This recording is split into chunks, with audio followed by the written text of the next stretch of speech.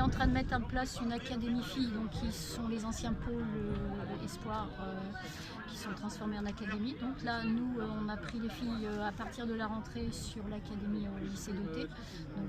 Donc c'est le cran au-dessus de la section sportive. Donc on a quelques filles qui vont intégrer. Donc voilà, on peut dire que c'est en train de prendre, qu'on est en train de, au niveau organisation nationale, c'est en train de se mettre en place. Voilà, puis on a notre équipe nationale, 7, qui là fait le tournoi le World, donc on compte sur elle, puis le 15, donc, avec les retransmissions qui nous a fait beaucoup de bien. Parce que là sur le tournoi des nations l'année dernière, puis au niveau de la fédération nationale, on essaye de le faire monter un petit peu en puissance.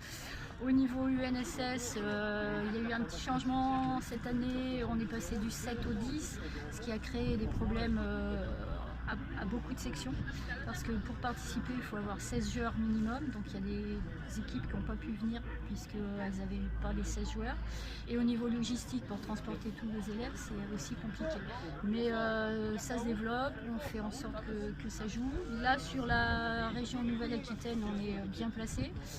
Bon, évidemment par rapport à Montpellier où on n'est pas encore sur la formation, mais bon, on a encore à travailler là-dessus. Qu'est-ce qui leur plaît dans ce jeu Alors quand on interroge toutes les filles, c'est l'équipe. On est ensemble, c'est un jeu de groupe, on est solidaires et c'est pas du tout je vais au combat, je fais ça. Non, c'est vraiment une équipe et on est vraiment soudés, et chacun est là pour l'autre et c'est pas un jeu individuel. Et ce qui ressort de tout, c'est l'équipe avant tout. Ils vont entendre quelque chose qu'on peut retrouver dans d'autres sports, mais oui, pourquoi? Mais plus dans le rugby parce qu'on est sur un combat et qu'on sait qu'on va jamais y aller tout seul et qu'il va falloir toujours avoir besoin de l'autre. Et qu'on est dans le combat en permanence. S'il n'y a pas de combat, s'il n'y a pas de vitesse, s'il n'y a pas d'équipe. On ne peut pas jouer individuellement. Dès qu'on est passé à 10 ou à 15, s'il n'y a pas une équipe, c'est pas la peine. Alors que sur nos sports collectifs, on peut. Puis c'est un jeu de passe en arrière, donc ça veut dire qu'en plus, on est toujours en soutien, en appui derrière.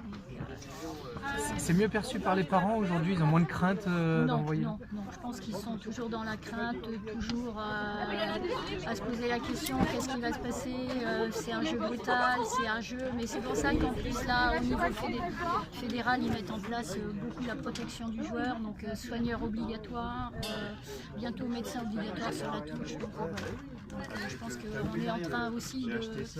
Puis après les filles on est plus dans un jeu d'évitement que dans un jeu actuellement des garçons, on est dans le combat, alors que là on est un jeu où on essaye de déployer, de prendre de la vitesse et de se faire plaisir. On n'est pas la tête dans le ballon et la tête par terre. Je croyais que c'était une équipe. On essaye d'ouvrir le jeu.